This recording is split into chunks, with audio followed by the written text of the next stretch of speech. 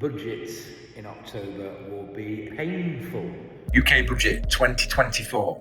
We know the budget will be on the 30th of October, the day before Halloween, and we've seen many Halloween-themed horror films over the years. What horrors does this Labour government have in store? We've already heard from Sir Keir Starmer that the budget in October will be a painful one. So the question is, how painful might the budget be? With the help of the Wong-Baker pain rating scale, so patients can explain their pain to doctors, we're going to open up patients and take a look inside. And before people start saying, I'm sensationalising and I'm panicking people, it's just a bit of fun, okay?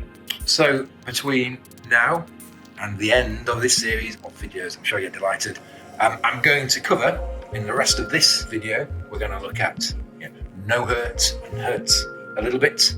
In part 2, we'll look at hurts a little bit more. In the third part, we'll be covering hurts even more. Penultimate part, part 4, hurts a whole lot. And in part 5, we'll be looking at what could hurt the most.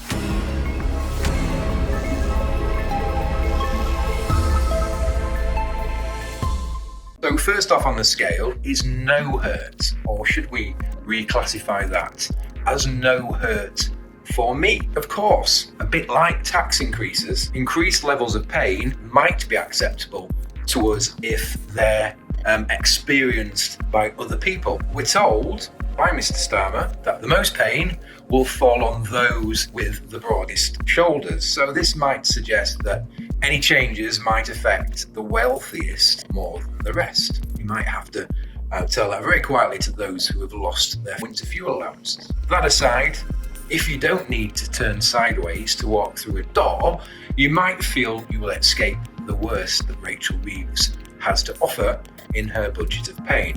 Phew. That takes us on to the next level in the scale, hurts a little bit more. Having ruled out increases in income tax, national insurance contributions, VAT, capital gains tax, seems to stand out a little bit like the sorest of sore thumbs. At the moment, the main rate tops out at 20%. This is well below the top rate of income tax, which is 45%. And if it's earned income, you might be slapping on some NICs on top of that if it's earned income.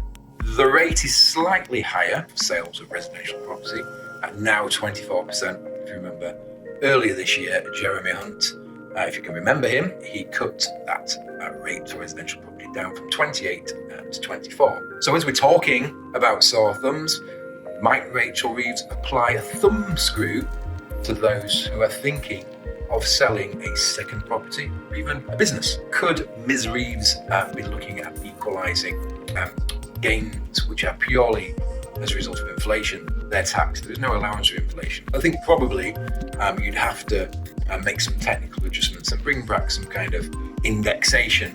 It's not a biggie, but something they would have to do. I think as it happens, I'm not quite sure we will get as far as equalising the two, but that doesn't mean the top rate won't go up to 25, won't go up to 30%. But I hear you say, will such a move even generate additional revenue? Well, I think perhaps surprisingly, the government's statisticians, they say no. If you look at those columns on the screen, the left column is the additional revenue raised in 2025-26, then 26-27, and finally 27-28.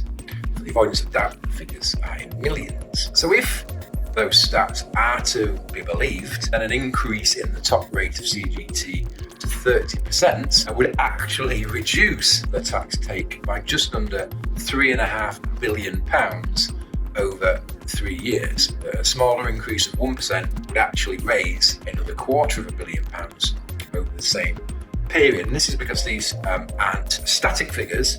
They take into account behavioural changes of taxpayers who might be affected by the measures. So I think fundamentally, the bigger the rise in CGT, the bigger the potential there is for taxpayers to do something about it. The position is perhaps more intuitive when it comes to scrapping or further curtailing business asset disposal relief, aka or formerly known as anyway entrepreneurs relief.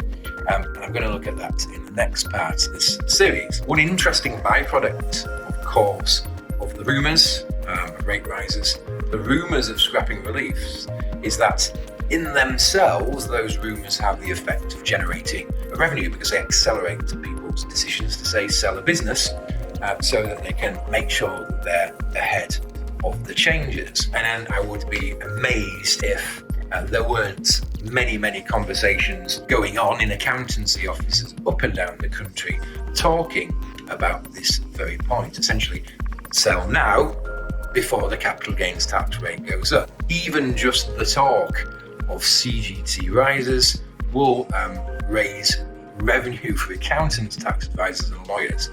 Ka-ching! To conclude, in this part, we've introduced the portent of pain. We've heard around the budget. We've looked at the measures that might mean no pain, or for some anyway, no pain for you, pain for others, and also some of the measures which might result in a little pain. But what about those increased levels of ouchiness? Well, we'll turn the rack a little in the next part. But for now, hopefully you found that useful. Any comments, queries, questions, pop them in the comment section below, and I'll see you for part 2 of this series. But for now, thank you.